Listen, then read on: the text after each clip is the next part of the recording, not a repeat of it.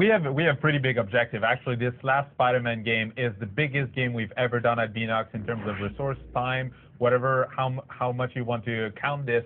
This is just the next evolution in the Spider-Man world. Well, just look at the web swing. I mean, it's just incredible. That new camera that we've done. I mean, we put the camera much closer to the character so that you really feel connected to Spider-Man, and it gives you an incredibly new, really cool web swinging experience.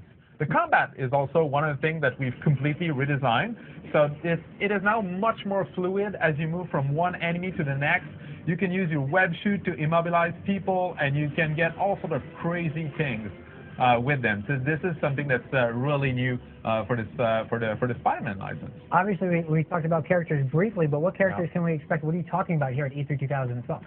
Well, we're talking about multiple things. But before we get into character, there's this new awesome feature called the Web Rush that we're actually seeing on the screen. Okay. That at any time you can actually use the Web Rush button to slow down time and make a tactical choice about your next move and pull out those crazy things, such as selecting things like one of the mini side missions we have, such as a car chase here. And you're going to see that actually by combining the web swing and the web rush, you're able to very precisely moving from one point to another and take out this getaway car as only Spider-Man can do. And again, like notice how closer the camera is to the character. It is. You will feel connected to Spidey as never before. Yeah, obviously this seems a lot different than what we saw with Shattered Dimensions. Obviously a game focused specifically on that story, which is a good story. Yeah. Story-wise, what can we expect from this title? Well, first, it's obviously based. It's a movie tie-in. Right. It's based on in the universe of the movie of the same name. But Marvel and Sony allowed us to set our story after the events of the movie, which allowed us to really introduce all sorts of new elements, including new Marvel villains such as Rhino that we're going to see in a second. But we also have many others like Scorpion that we just announced at this E3, and many others. Felicia Hardy is also making a comeback as a cat burglar, which is really nice. Here's Rhino right here. Talk a little bit about his impact in the gameplay experience and what we can expect a fan's favorite character like him. Yeah, he's really cool. Well, obviously we had to rewrite his origin story as all the other Marvel villains. So this time around, he's not a guy in a suit.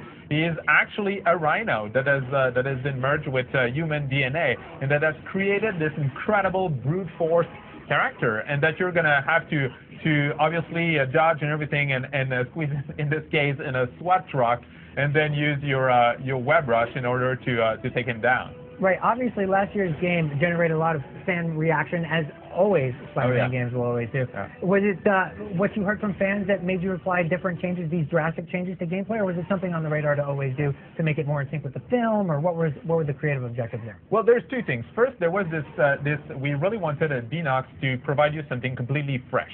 Like we did Shattered Dimensions and Edge of Time, but we wanted to reinvent Spider-Man.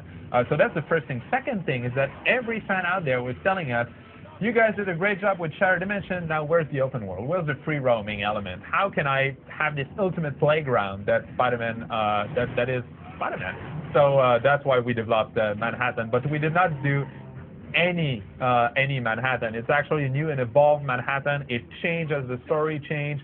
It's just, it's awesome. Everything, just from a visual standpoint, it's going to be the best-looking Manhattan you've ever seen in a Spider-Man game. That's a big promise. I really hope so. Oh, yeah, Talk a little bit about the environments themselves. Yep. You're on record with I'm that on record. As far as the environments themselves and being able to get around, obviously this is every Spider-Man's dream to be able to swing through Manhattan like that. How expansive in scope are the environments? It's actually pretty big. The entire game, actually, we've been our QA team has clocked it about 30 hours of gameplay, which is kind of pretty large.